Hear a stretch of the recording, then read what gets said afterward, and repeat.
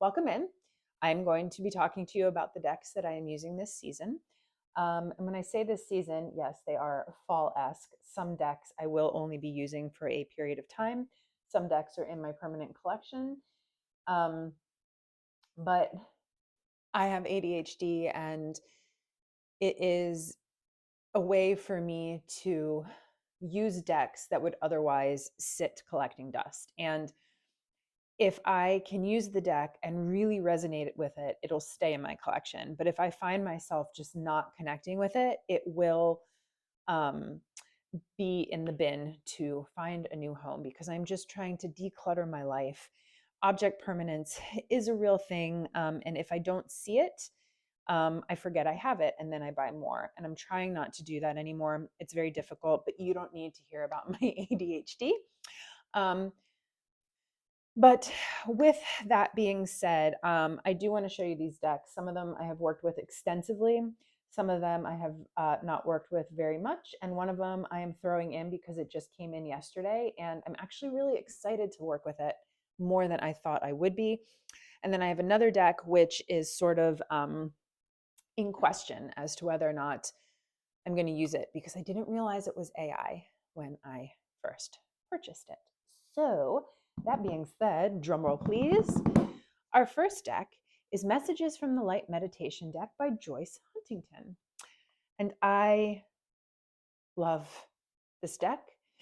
From the moment I opened it, I knew it was going to be in my permanent collection. There's just something really beautiful about these cards to me, and they're easy, and I connected with them immediately. And I haven't used them that much, but I have used them far more than any other deck um, that was new. Does that make sense? I hope that makes sense. Um, I've used them at the end of readings for people as messages or things to contemplate in regards to the reading. I pull them for myself for something to meditate on before I go to bed, or things I need to think about, or what I need to meditate on in regards to my personal daily pull or my monthly pull, whatever it may be. But they're beautiful cards. There is, it's a simple box, a basic box. The back says, this visionary meditation deck delivers inspirational messages from the light that help illuminate ordinary things in life with a fresh, new perspective. The cards invite you to look inward as you focus gently on a spiritual image, allowing connections to surface beyond the conscious mind. Messages from the Light cards help you develop gratitude, curiosity, and intention in your meditation work and guide you towards centering, abundance, and transformation. Includes 52 cards and a 24-page booklet. The author states, or the creator states in this book, that the images she painted from sort of that liminal space, right? The space in her dreams, or when she's meditating, the space between wake and sleep. And the cards really do feel like that. Um, they're just so beautiful. I really love them. I hope you love them as much as I do. The cardstock's really, really nice on these. I love this cardstock. I wish more tarot decks that are mass market would be this quality. This is a US Game Systems deck, or it's published through US Game Systems, and they used a really great quality card. I'm kind of talking about the card quality a little bit because I just saw a video yesterday. I believe it was Lisa, I don't know how to say her last name, it's Papez, had a whole video about cardstock, and I was enthralled far more than I thought I would be. But I really appreciated it because I had just finished completing a video on how poor the Spellcasters and Darkwood Tarot cardstock was. So I'm going to try to link that video of hers down below so you guys can watch it. It was really, really illuminating. And I now take my flashlight and I put it behind all of the cards. And I'm like, ooh, what kind of cardstock is this? But it's definitely worth a watch. But we're not here to talk about that. We're here to talk about these beautiful cards. The images, obviously, like I said, they're beautiful. There's a softness to them. They feel airy. There's a timeless quality to them. I mean, yes, it looks like modern clothing, but it could have been 60 years ago, and it could be 50 years in the future. They're just really lovely. And this is great for personal practice to meditate on throughout the day. It's like I said, I use them at the end of client readings. How does this relate to you? How does this relate to what you're going through, right? How can you use nature in your life? How can you open your heart more? I mean, this can go in so many directions, and yet you can also just use it as a straight up oracle deck, and not just necessarily as meditation cards. So this is like a 10 out of 10 for me. This is a big hit for me, and it is one that is going to be in my permanent collection. So yeah, moving on. So drum roll. I'm not going to do the drum roll every time. That's actually really stupid. The next tarot deck is the Tarot of the Sweet Twilight by Christina Benintende. Benintende. I don't know. I know Lo Scarabeo is an Italian company, I believe. So this might be an Italian. Oh my goodness. Italian. I'm so sorry. Creator. Anyway, enough of that. It comes with a basic little white booklet. One of these tuck boxes, which is pretty straightforward and basic. It says the terror of the sweet twilight, the sweet sadness of innocence, an enchanted world that reawakens at twilight and dies with it, gathering within all souls in love. So this is a very fall kind of deck to me. It's a great deck that is printed in multiple languages. Let me put the box here in the frame. Oh my God, I'm spazzing out right now. I'm so sorry. Okay, there it is. Has a decent card stock. I mean, it's nothing to write home about, but it's better than the Spellcaster's Tarot. Doesn't take much to beat that, does it? It comes in multiple languages, so it's a universal deck, if you will. The reason I feel like it is in alignment with fall is because the twilight, the gloaming, it's like that in between space. It's one of my favorite times of days. Favorite times of day. There's a magic to the twilight. It's that space in between. And the same thing can be said for the sunrise, but everything at night goes to sleep. I love the art in these cards. I just think they're really beautiful. It's very soft. There's a bit of melancholy to this imagery for sure. But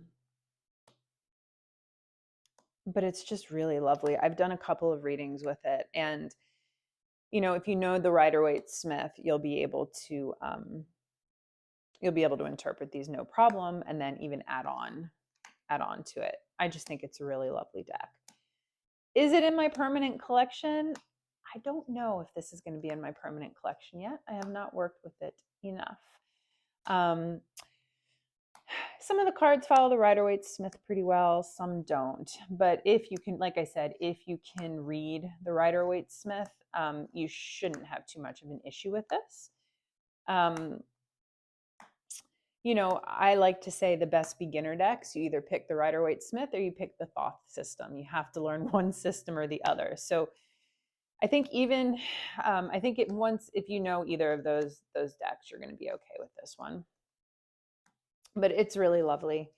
I don't have too much to say about it. I don't know enough about it to say that much about it, but I do plan on doing a full review on it sometime in the near future, when I've put out a call to do some readings with it. So I don't know if I've talked about this before, but I do pro bono readings. I've never charged for any of my readings.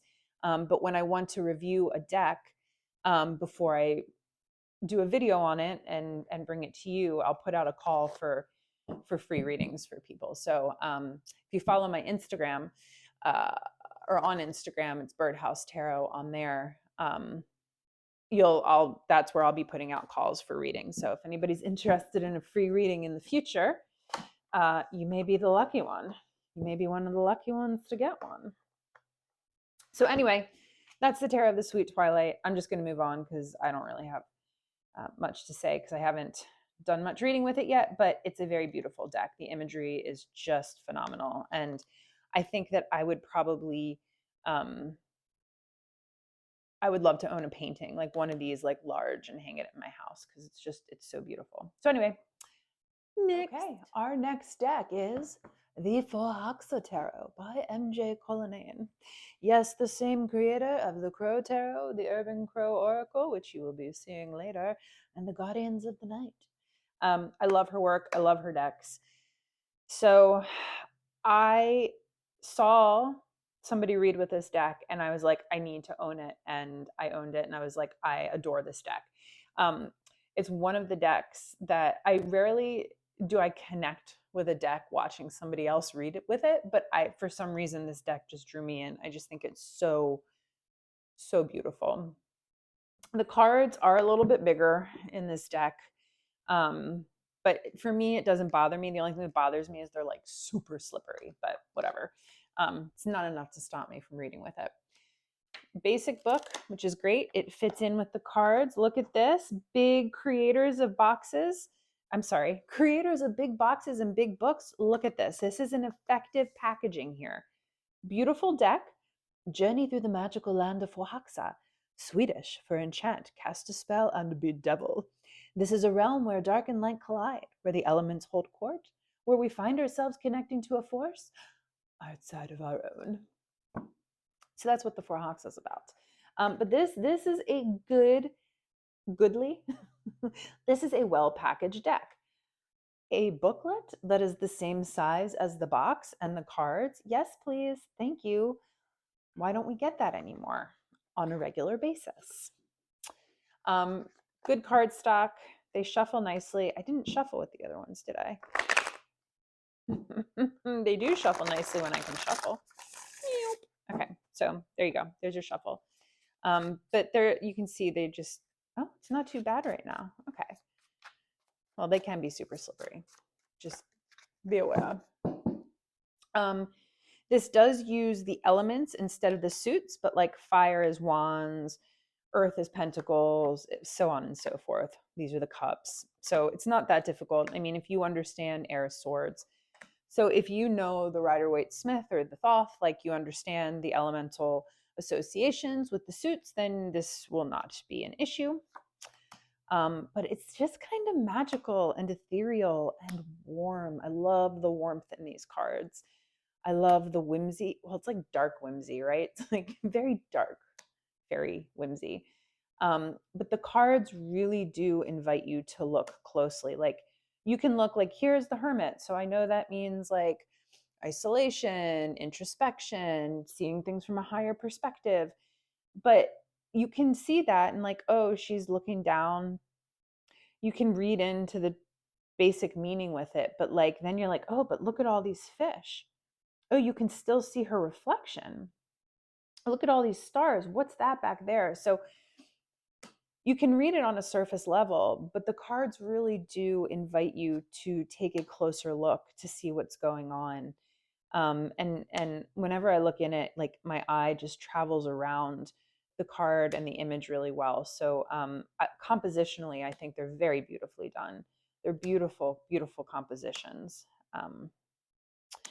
Yeah, so this has a fall-like energy to me, but it's a deck I read with year round. Look at that, 10 of air. Oh, she got de-winged.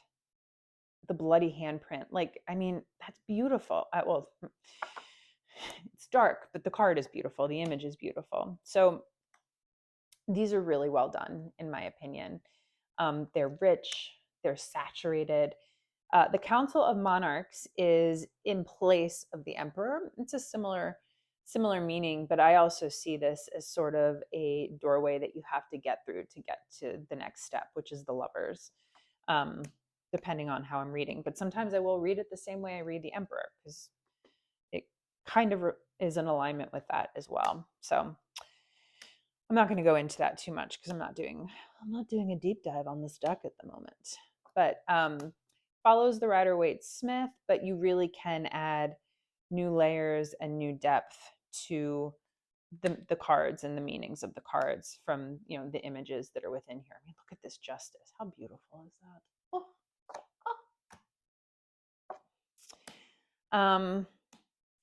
You know, like I said, beginner decks are always the Rider, in my opinion, are always the Rider-Waite Smith or Thoth. But this is not a deck that necessarily is going to be a good one if you're like, I have to use a deck that isn't the Rider-Waite Smith or the original Thoth. Like, this is not going to be the deck you should gravitate towards. I'll pull one up later that is a good one if you really feel you cannot, you know, jive with the RWS or Thoth. But this is not going to be the deck to do that with. This to me is sort of like an intermediate kind of deck. I mean, anybody can read with it, right? But if you really want to learn the tarot, the system of tarot, this is not the deck you should begin with. So maybe you know what? Maybe I'll do a whole video on that. But anyway, if you're a tarot collector, this is a deck you need to have in your collection, and this is in my permanent collection. I adore this deck. I think it's beautiful. So, okay, enough of the Forhaxa. Moving on. Next, we have an oracle deck by Usi. I think it's Usi. It's Usi. It's the Supra Oracle. This has been around a while. I see a lot of people reading with it. It's from 2018 by Usi. You can go to usi.us.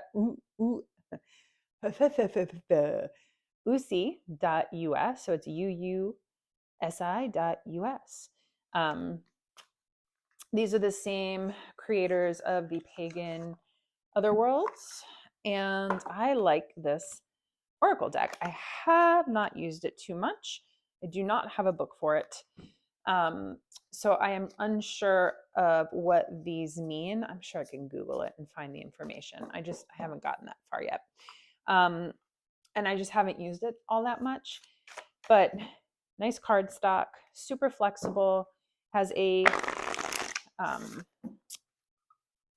very slight linen finish, which I usually am not the biggest, oh my goodness, excuse me, which I'm usually not the biggest fan of, but it's super subtle here and it doesn't bother me. And it just means like these cards are going to wear really, really well. But I just think they are so beautiful, so beautiful. And I love the simplicity of the box. Like, the tuck box. I know it's going to get damaged, but like I don't mind putting tape on it because it just means it's patinaed and it's loved. But I love the printing on the box. It matches the backs. Anyway, enough about the box. Here's the cards. These are beautiful line drawings. There's an ivory kind of background color with black ink, and they're just so beautiful. I love this kind of art. I love line art. I find that there's a bit of a rawness to the cards when I have worked with them. Like it triggers like what's lying deep within you.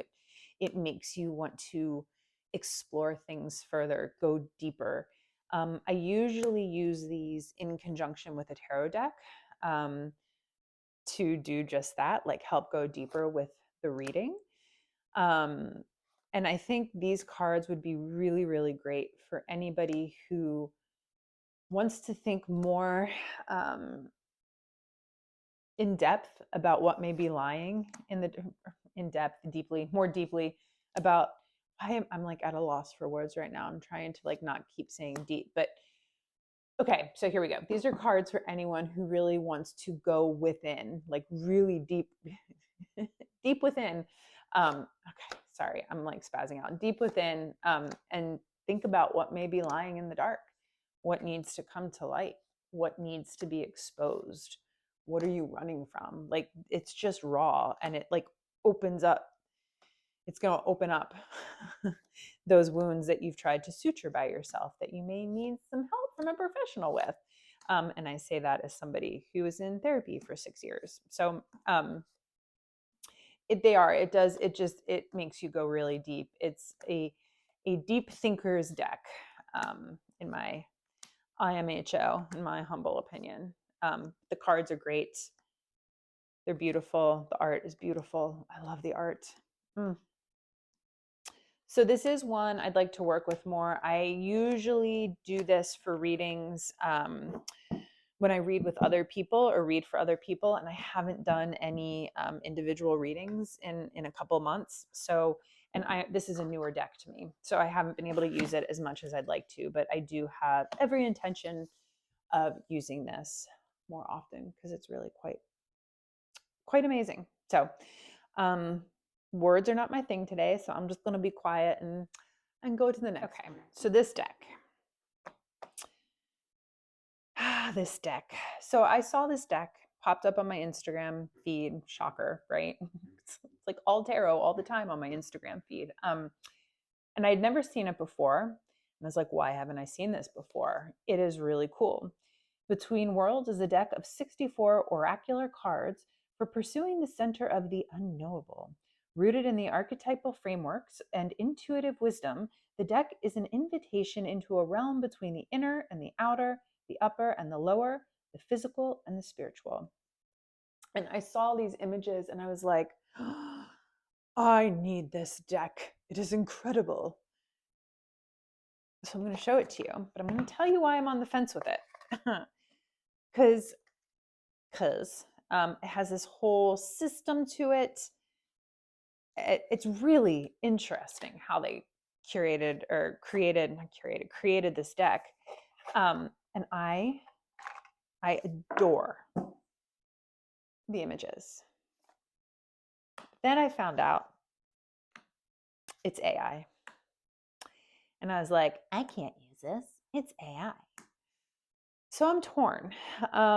I really like my tarot and my oracle decks to have a human hand in it. Now, I am not opposed to some decks that utilize AI. Like, I love to draw, I love to paint. I'm a very good artist.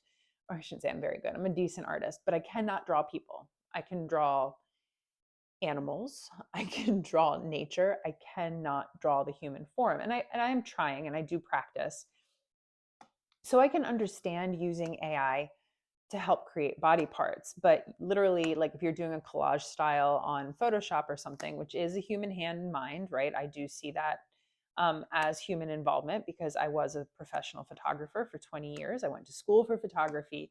I understand how difficult it can be to put together a beautifully done, a well done composition digitally. I don't have a problem utilizing AI for specific pieces that you may have difficulty finding or drawing yourself. But an entire deck of AI is something that I really have been pushing back against for myself personally, because it's not a human hand in it. And maybe it's because, I'm 46 and I'm old school and technology scares me a little bit, that I've been pushing back against it. I mean, look at this card. It's beautiful, but I wish a human drew that. Like, I've seen artists who paint and draw like that. I think that's why I purchased the deck, because I've seen art that looks like this. But there's no human hand involvement in it. It's just keywords, I think, put in, or however you create AI. So I really am on the fence about this deck, but I want to use it. So what I'm thinking of doing here is trying it, maybe trying it and seeing how it goes. Maybe seeing if like I use it and put my own energy into it, if it'll change how I feel about it. But I don't know. I mean, I would love to hear your opinions on this. So if you guys would be willing to comment and like create a dialogue with me about how you feel about AI decks. Like, see, this doesn't look like the typical AI with like women floating in like some other universe or men floating in some illuminated universe. This just looks like it was created like by an artist. Because like I said, I've seen artists paint like this. But it's not, and I'm struggling with it. So I don't know. What do you guys think? Tell me, what do you guys think? Anyway, moving on. So here we are at the Dark Mansion Tarot. This is a permanent collection deck. This is one of my favorite decks. This is one of my top, definitely top 10 quite possibly top 5 favorite decks that I own. And the funniest thing, well, it's not funny. I mean, I guess it's funny. I don't know. Whenever I'd be looking for tarot decks, I'd always see this and I'd pause on it and I'd look at it. I'd be like, it's a really cool cartoony drawing. But like cartoony tarot decks just aren't my vibe, right? Like I'm too good for cartoony tarot decks. And I kept passing it up, and every time I'd see it, like, you know, I'd be like looking for decks on Etsy or oh my good, Tarot Arts, and I'd pause on it, and I'm like, maybe I should get it. Let me look, and I look at the images. I'm like, these are really cool, but it's like just not my vibe. So I'm just not gonna get it. So anyway, I don't know. I think I finally just said, okay, I'm gonna get it, and I got it. And the second I used it, I was like, I love this deck. Why was I waiting for so long? And when I was doing my first look through of it, it was the devil card. Like the devil literally made me do it. I love this deck. The devil card sealed the deal for me. But there's so many fun cards in this deck. And the back of the box says this is 78 beautifully illustrated cards in easy to use size, printed on high quality silk laminated matte paper. Illustrated by Magdalena Kazan, I think that's how you say it, and produced by Taroteca Studio. We've created this tarot deck for 2.5 years, putting our heart and commitment into it. Bleh. We hope that you will love it as much as we do. And yes, my friends, I do. This is the 3rd edition of it, I believe.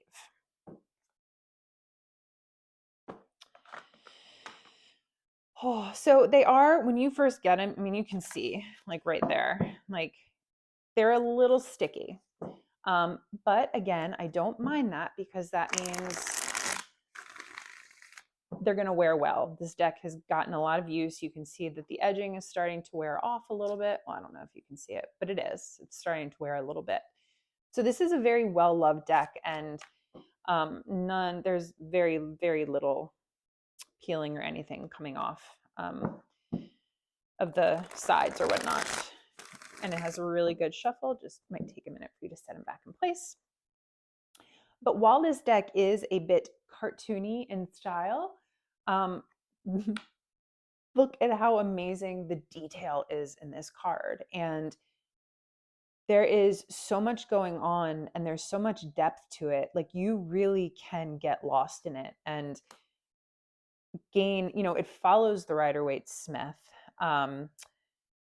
Well, minus, you know, the Lovers is actually more akin to the Marseille. But anyway, I'm going off on a tangent. I am going to be doing a deep dive into this deck eventually because it is one of my favorites. I think I just will go right here. But this is a very easy deck to read. It is a deck where you can add even more layers to what you already know if you are very accustomed to the Rider-Waite-Smith. I love that the dog is holding the fool back from falling off the cliff. So they're so beautiful. I mean, look, there's the devil. Look at that devil card. Is she not a temptress? Oh, she is a man eater or a woman eater. She's just an eater of the humans. That sounds weird. Does that sound weird? That sounds weird. Anyway, I'll just keep showing you these cards. Now where is it? What's interesting is with the two of Lovers, he has to pick between 2 women, but here he's celebrating with both of them. So interesting. Hopefully I can see these. All right. Judgment. I mean, look at these cards. They're so beautiful. They're so beautiful. Oh, I love them. I really do. This is a non-threatening deck. So if you're reading for somebody who may be a little intimidated by tarot or they don't know much about tarot, this is a great deck to read from. And even though it's very illustrated and cartoony, it gives a really solid reading. Like I mean, readings are all about the reader, but like it really invites me to go deeper. And I like that they're a little darker. They're cartoony, but they're like a little bit on the darker side, which I love. So they're very well thought out. They're super easy to read. And, you know, if you've just finished learning your Rider-Waite-Smith deck, which should be your first deck because that's the beginner's deck, this is a great second deck to have in your collection, for sure. And oh, here's the Lovers. See, this is about the choice. It's less that like Adam and Eve, good and evil feel. This is more about having to choose between two ladies, the good girl or the vixen, right? Anyway, I have, you know, I practice these videos, you know, just kind of talking before I do them, and then I always sound so good, and then when I actually get on here and talk, I sound like I said blah, blah, blah, blah, blah. Like that's what I sound like in my head. But I refuse to go back and redo videos. So anyway, that is the Dark Mansion Tarot. You know, if you're put off by the cartoony style, just see if somebody you know has one you can borrow. And take a look at it. You may love it just as much as I do. Next up, we have the Oak, Ash, and Thorn Tarot by Stephanie Burrows and Adam Ohlers. To be perfectly honest with you, the reason I purchased this deck, and I got this recently, is because I love Adam Ohlers' artwork. And I have been following him on Instagram for a long time, before this deck was even created. That's how I even knew this deck existed.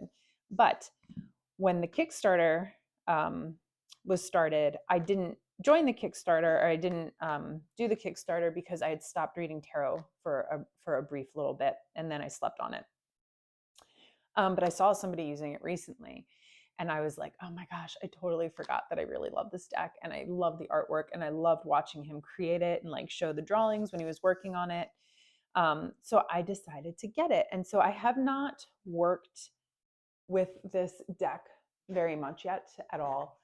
I tried doing a full reading with it. I wasn't connecting. I think it was just because it was a crazy chaotic day here at my house.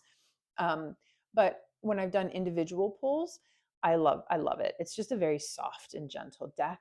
Tuck box. What I really love about this deck is it's eco-friendly, carbon neutral. They use vegetable-based inks. So I really like that. I believe recycled paper. I'm not 100% sure, but I really appreciate that about this deck. So instead of a book, it comes with these little cards, you know, explaining everything to you. And I love that. I love that for this deck. It's just great. Comes with a couple blank cards, which I kind of like. So you can kind of add notes or do your own thing. Yeah. So the art is just, it's beautiful. These are all animals. And I think what I love about it especially is these are my backyard animals. Like these are the animals that I see every day outside of my house. And I love squirrels, and my dog loves squirrels because she wants to kill them. Oh, and the fox. Like we have a fox, we call him Boots. He comes up to our porch every night looking for bugs. He's very cute.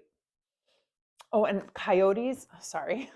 Not that you want to hear about my backyard animals, but I live close to a river, and my husband one day was like, babe, get out here. Because I used to be a photographer. I think I said that earlier. Anyway, you don't need to know that. But he's like, get your camera. There's like 20 vultures feeding on a dead deer in the neighbor's yard. So I like run outside. And by the time I got out there, they had flown away. So I was going to wake up. I was like, I'm going to wake up early the next morning. And I set my alarm for 6, and I went outside, and it was really foggy. And as I'm like, early bird catches the worm. So as I'm like creeping down to like the back part of my property, I see all the vultures sitting on a fence or sitting on the fence. And I'm like, what are they doing? And there's a freaking coyote trying to pull the deer carcass into the creek. And I sat there just photographing it for like 20, 30 minutes. And then the neighbor's dog came outside and chased it away.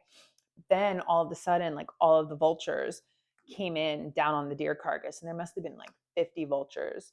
And then after being out there for about an hour and it was picked clean, they just started this like flying in this like almost like a cyclone, like it's like a tornado. They were all just flying in circles like this above the yard. I was like, this is freaking National Geographic in my backyard. It was the coolest thing. So anyway, I love this deck because these are like the animals that I see every single day. This is a very gentle deck. It's a very soft deck. It's not threatening deck. This would be a great deck for like kids just to have as beautiful art or to create stories with, right? Like you can totally use this with kids to allow them to like be storytellers, you know, like talk about Bambi and the squirrel and the owl. Like, what are they doing? What are you seeing? Where are they going? This could be a really fun way to use this deck too. Um, if it's, I know it says it's inspired by the Rider-Waite-Smith, but I definitely think that some of the cards are very true to the RWS, and some allow you to use your own interpretation for sure. But I don't know, it like this, I think this is my favorite card in the deck, the Chariot. It is so beautiful. I really love it. I really love it. And I will do a full review on this deck eventually, but I just haven't gotten to really use it that much yet. So I did just pull this for myself on Instagram as my daily card pull up there. But yeah, this is the Oak, Ash, and Thorn Tarot. If you are looking for a gentle, soft fall deck with North American animals, this is going to be your jam. This is just, it's so beautiful. And even if I never read with it, I don't care. It's going to stay in my permanent collection just because I love Adam Oler's art. It's a cheaper way to own his art. But yeah, no, seriously, go give them both a follow on whatever social media they use. I'm so bad. I start rambling. I'm so sorry. You don't want to hear me ramble. You can just skip to the next video now. Okay, moving on. Up next, we have another MJ Cullinane deck. This is the Urban Crow Oracle. I also would include in this the Crow Tarot, but it's not here because I am using it for my personal readings at the moment. So that is also a deck that I would include in this and that I am using, but because I'm using it for my personal work and my weird habits, like I can't show it to you for some reason, but I'm sure you can find plenty of other reviews or people talking about it. Anyway, okay. All right, so Urban Crow Oracle by MJ Cullinane. Simple book. I appreciate that. Same type of cardstock as her other decks. Very slippery cards as usual, but yeah, great cardstock. The images go really nicely with the keywords. You can go based on the keyword, or you can choose to see more within the image if you'd like. There is a little bit of a darker edge to these cards, but I kind of like that. I kind of like that. They're definitely misty, rainy fall kind of day deck for sure. Like even the Freedom, it's still darker. Still a little bit darker. I love crows. So this deck and the Crow Tarot really are true, or are close to my heart because I have a thing for corvids. I think they're awesome birds. And fun fact, did you know that blue jays are a member of the corvid family? They are indeed. One year I was down at the river taking pictures, and I don't know how I got so lucky, but I saw apparently blackbirds will migrate together. So there was blackbirds, there was crows, there were grackles, and they were all bathing in this little like offshoot of the river. And I mean, there must have been 1,000 blackbirds of all different types of birds that were black. It was incredible. And every fall in this area where I live, there's like hundreds of them just flocking and flying to and fro in certain areas. It's really, really cool to watch. Some people hate it. I think it's awe-inspiring personally. But this really is a great oracle deck. It is a deeper deck. I think you can go a little bit deeper with this deck. I like that it's not all sunshine and rainbows, and it sort of encompasses a lot of the human experience within one deck. So this is a permanent collection deck. I've always really enjoyed it. And let me read you the back because I didn't do that yet. 54 card deck and booklet created for those who love crows by someone who loves crows. The Urban Crow Oracle deck brings you the wisdom and the quirkiness crows offer to our world, inspired by John Marsluff and Tony Angel's book, Gifts of the Crows. The cards in this Oracle deck depict my favorite stories, as well as some of my own interactions with the local neighborhood corvids. So that is the Urban Crow Oracle. The Woodland Wardens. I love this deck. It is so beautiful. It really is. And the way that the author pairs the flowers with the animals and the composition of the cards, it's just a beautiful, beautiful deck. It's gorgeous. It's absolutely gorgeous. Inspired by history, folklore, and mythology, artist Jessica Rowe, I think that's Rowe's debut Oracle deck transports seekers to another time and place, offering insight rooted in the magic of flora and fauna.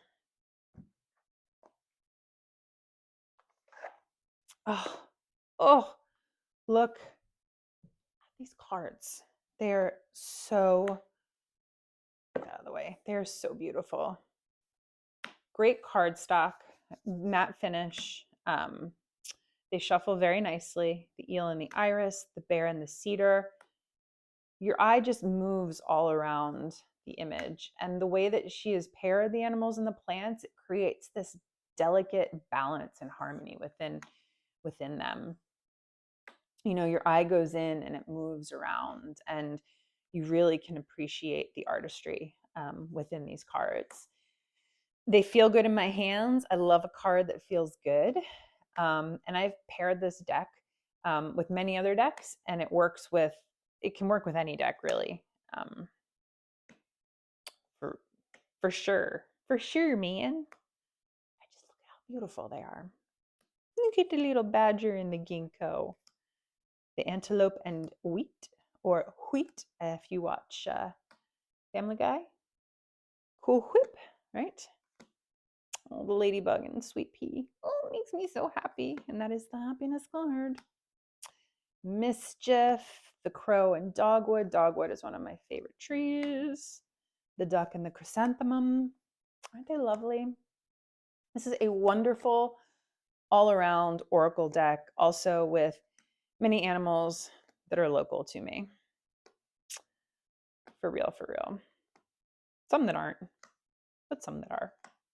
But anyway, this is another deck that's I have a lot of decks in my permanent collection. But this is a deck that I would say this is in my top 10. I use this deck often. I use it a lot. I highly recommend it. And I'm sure this isn't like a new deck to you. A lot of people use this deck and they love this deck. And I know this deck has been talked about many times before, but there's a good reason for it. And it has a wonderful, warm fall energy to it. So that is the Woodland Wardens. So I am including this deck because of the warmth it exudes. And it is a deck that I like to use instead of my Rider-Waite-Smith. So I always have a Rider-Waite-Smith deck at hand, but sometimes I don't want the OG. So I will use this deck as it is. I guess it's a clone, but there's definitely some minor differences within it. This is one of my favorite decks. It's one of my top 10 decks for sure. It's by La Musi Design. And this is from 2022. I don't know what edition that is, but that's when I got it. Comes with a book. To the big business creators of tarot decks, look at this deck. Magnet box, perfect size book. Look, full illustration, everything you need in a small little book that fits with the deck. So I hope that we can all get that point across to these big, should we call them big box creators? The big box creators. This was fully gilded at one time, but you can see it has been very, very loved. I use this deck all the time. And there is definitely somewhere on the edges and on the corners. I do own a second copy of this because I was so scared that this is going to fall apart on me eventually. But I love it. And it's actually holding up far better than I thought it would. It's just the edges are a little worn, but I like a deck that looks like it's been used and that it's loved.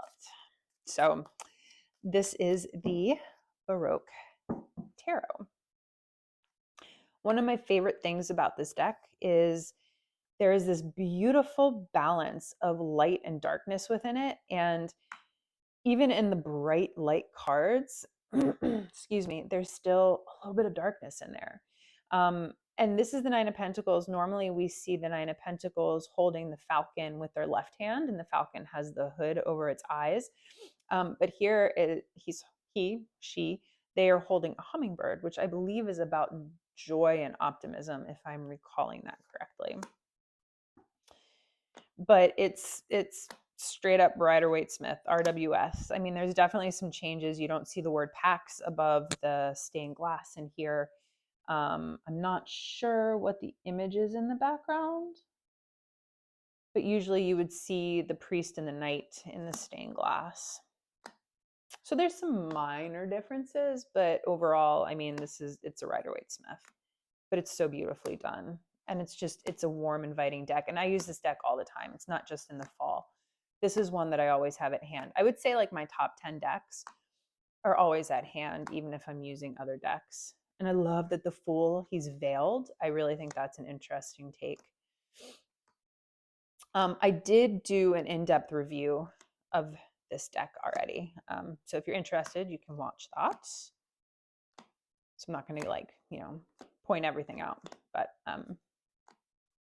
yeah, this is a great deck. Great deck. And again, if you are dead set on not using the OG RWS, this is a good option, but you are going to be missing some of the symbolism in this deck that you would get from the OG RWS. So if you feel you have to have a second deck, then maybe this would be a second deck. You know what I mean? But I think everybody really needs to start with the originals. Like, if you don't like that, there's a lack of diversity in the Rider-Waite-Smith deck, there's a mahogany version. There is the wiser version. There's other versions you can get that add or are more inclusive. But here's a little something some of y'all may not know. Pamela Coleman Smith actually illustrated some of the cards in the Rider-Waite-Smith deck to be more androgynous, so you wouldn't know if it is male or female, the Nine of Pentacles being one of them. So it is a little bit more inclusive than people may realize. But that said, it was created in the early 1900s in England, and it looks like that. So anyway, but I just wanted to make sure you all knew that. So this is the Baroque Tarot. I have done an in-depth review, so if you're interested in learning more, you can watch there, or I'm sure somebody else has an in-depth review as well. But that is the Baroque Tarot, and I have one more deck to go. This cute little deck here, the Samiramay Tarot, is my last deck I'm going to share with you today. And this is the last deck that I'm going to be using this season. I love it. I will probably throw it in my purse, in my lady bag, to be perfectly honest with you. The Samiramay Tarot, with carefully crafted esoteric artwork and accessible symbolism, the Samiramay Tarot is suited for both beginner and experienced cartomancers alike. Printed on durable, high-quality cardstock and cut to an accessible size, this deck should be a pleasure to shuffle for all hand sizes. We hope that this deck brings you clarity and earthly connections. Positive readings, Le Monde Express. So, it comes with this really cute, tiny little book with the tiniest of little writing. So you do get a little book. I mean, look how cute it is. It's so cute. Okay, anyway. Here are the cards. They are a nice cardstock. I will say they are a nice cardstock. It's going to wear well. This is, I think this is like what they call it, a bridge size deck, poker size bridge. I don't know, it's small, but you can see it's a good size. So there are trumps, illustrated trumps, but the minor arcana is literally the number and the suit, right? So I don't usually read with pip decks. I do have a couple. The court cards are also illustrated. Um, but I like to read with them sometimes because I think it's important to, when you're learning tarot, to understand what the number means, and it's important to understand what the suit means. So whatever deck you're reading, if you ever get stuck, you have the knowledge of the numbers and the suits to help guide you through the deck. And it's also going to help add more nuance and layers to your readings if you can understand the suits and the numbers in depth. So anyway, I'm not going to show you too much because I've already talked a lot and blabbed on and babbled on. But it's a sweet little deck. And if you do want to learn tarot in a more pared down basic way, this is a really good deck. I highly recommend it. So yeah, so that's it. Thank you for watching. I'm going to try to put timestamps on this, though I should have said that at the beginning and not the end, but hopefully you will look. And with that said, I hope y'all enjoy it. Have a wonderful day, and I'll catch you later. Cheers.